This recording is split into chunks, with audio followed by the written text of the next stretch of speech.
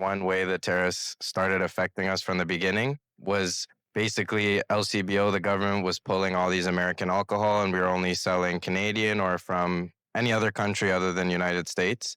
As you know, bourbon can only be made in Kentucky. So it's not really another option that you can get this from. But the biggest thing that I think has come from the tariff is working domestically, but also strengthening the ties internationally.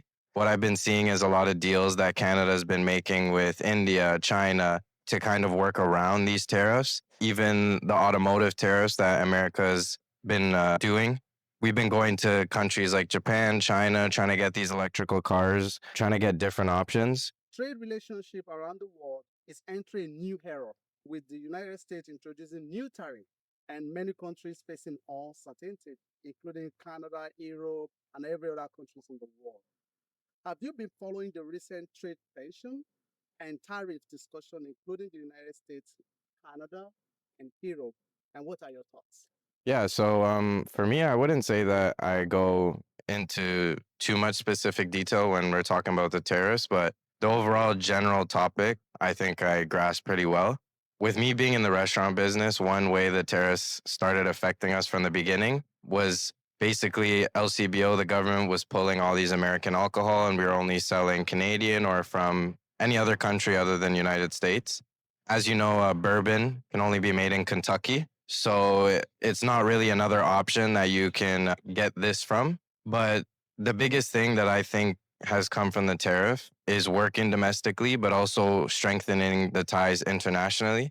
What I've been seeing is a lot of deals that Canada's been making with India, China to kind of work around these tariffs, even the automotive tariffs that America's been doing. We've been going to countries like Japan, China, trying to get these electrical cars, trying to get different options. In my opinion, I think that in the short term, we might have to suffer, but for the long term, it's going to strengthen us to a country that is going to be so much more powerful and less reliant on the United States for almost everything that we do. Just little things with the tariffs is allowing us to really focus in on finding different avenues and making these different companies. Like a lot of companies are opening up in Quebec that are making the exact same thing, and are we're able to replicate close to similar exactly what we're getting from the states, and we're self-reliant. EU and Canada has historically relied heavily on the US. Do you think recent tariff shows that Canada needs to diversify its trading partners? With me, I would say that I always think that it's a really good option to explore what other options, and we have to explore, okay, Trump is in office another 2 years. Does that mean that we're fully cutting off America? Because that's the question that I also ask myself, that the relationship is getting so bad between Canada and United States that, let's say Trump, I think he's in office for another year or two longer.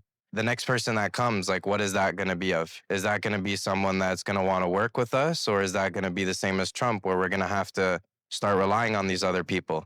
As much as we can try our best to build up infrastructure in Canada, that also takes time. So, like I said, to suffer in the short term, to make it longer and better for maybe not us, but our kids, and maybe when we're older, that time will come back to us.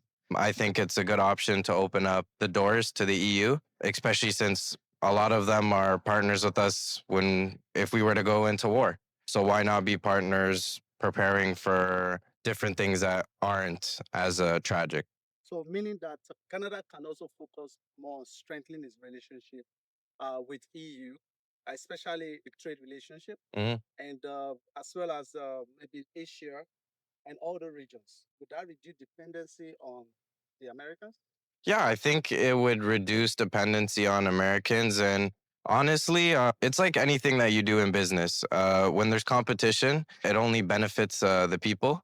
And the reason why I say that is because if America, the only way that America could blow us away is offering a cheaper price. And a cheaper price means it's a cheaper for everyone else in the country. So I think that strengthening your partnership with EU, especially with all the bad relationships that USA has been making lately, they've almost are forcing themselves into self-reliance when they didn't have to. They're forcing themselves into this self-reliance pushing away other partners. Where Canada, again, like I said, maybe not strictly from the EU, but is pulling in countries from Asia, from Africa. We're working together with even Ukraine. You know, when the time comes and they are back on their feet, that's something that they're going to return the favor in that type of way, right? That's the way how we think of it as Canadians. So I think continuing to strengthen that partnership is going to make a lot of things more easier, is going to make a lot of things more smoother just in terms of travel as well.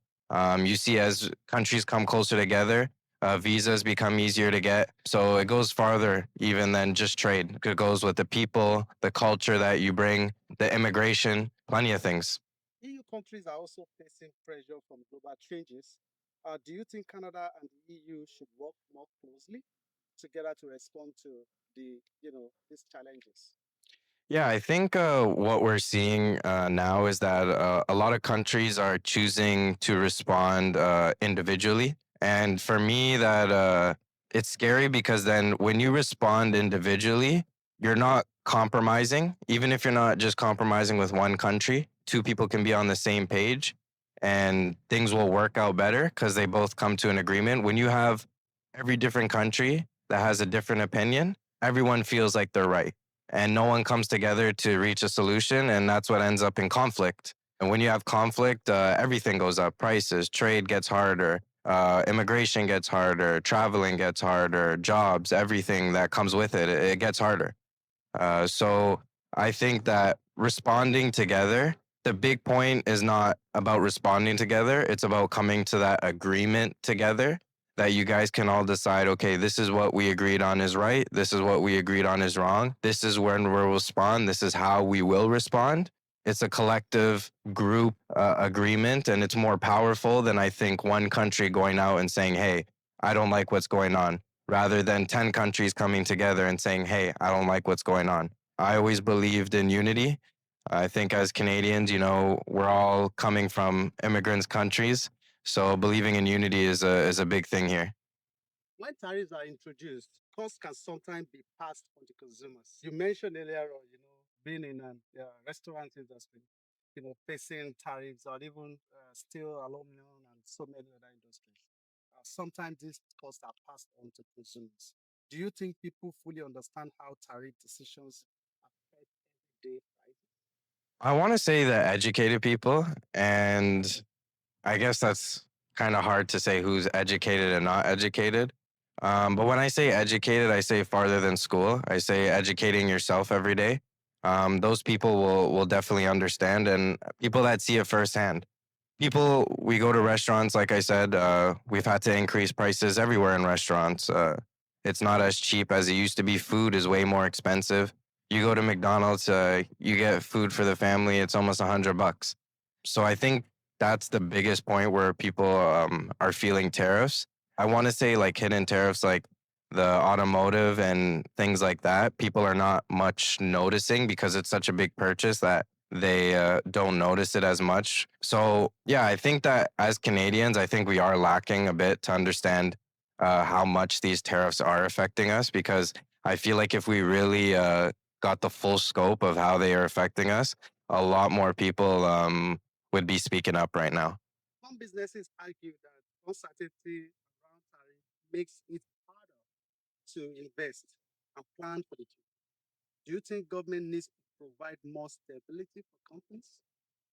I want to say yes, but at the same time, providing stability, like it's almost impossible for a government to provide stability. The only way possible is by giving them money. We can do like support them in tax breaks. I know that's a big way that governments have tried to help out with. What I do think is that when you do open up a business, you take a risk. At the end of the day, you take a risk. You have to be able to understand that the market is going to be unpredictable.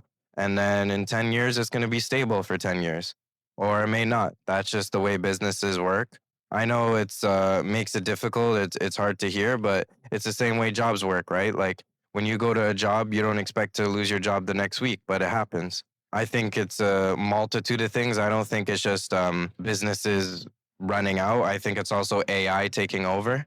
AI has helped out with a lot of jobs and deleted a lot of jobs. So I think it's, hey, if we can be cheaper, let's might as well be cheaper. Thankfully, you mentioned AI and every other thing that makes businesses uncertain.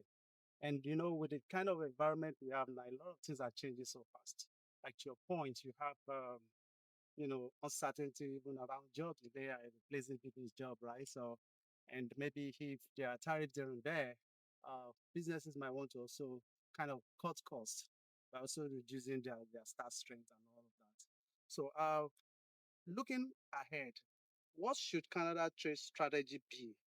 Should it be strengthening its relationship with the US or building stronger global partnership or finding a balance between? Think the last part you said perfectly is finding a balance between both. I find when you can balance between both, you can get the best of both worlds. Why not strengthen both relationships? Having more partnerships is only going to strengthen yourself. In this type of world, making enemies is just not the way to go. But yeah, no, I'd say strengthening both is the way to go. So you believe that strengthening both partnership will is the best way for Canada to? Yeah, like as long as we're strengthening, not at the how do I say the deficit of us, right? We got to be strengthening, but also still keeping our people in mind, keeping our other relationships in mind. Like we shouldn't have to end one relationship to have a relationship with another country. And I think that's what the United States has been doing a lot. It's like, hey, if you want to be with us, you can't be with them. And I think that's not what Canada is. I think that the best way to do it is just being on the same terms. And if a country is not on the same terms, we respectfully, let them do their own thing and we'll do our own thing. Yeah, I kind of see into what you're saying because sometimes too, like when Canada cut a deal with China, Mm, initially it was good, response from Trump that was like good, because you got a deal with China. Initially I think the Americans too got a deal with China, right? mm, And when Canada got a deal with China, it was all good. But again, when it was now revealed that okay, it's going to be the EV, coming into Canada, and I believe Kanye was got at the avenue in one of the G7 meetings to really explain to Trump that it's just a small fraction mm. of the Chinese EV that they're allowing into Canada. And clarifying that part means that it's not just the small fraction, it's more or less like restating the number of EVs that they were allowing before. It was stopped during Trudeau's era. Do you think just trying to balance it and explaining to Trump much more better or to the Americans kind of create the clarity that is needed here? I again to go back to what I said before. I feel like the way you got to think about it is that Trump's in office not much longer, and it's Yeah. not like he can run again. I think that again, if we got to suffer for a year or two more, and deal with part of my language is bullshit, for another year or two, we'll deal with it because it's worth more building those relationships. And then hopefully, when they have a re-election, that it comes to someone that's a little bit more sensible, somebody that actually wants to work with not only us but these other countries too as well. But I think to go back to the EV question, I think again we need to start focusing on us without having to please the United States. So if we want to allow every EV in, we allow every EV in. Thank you. No worries.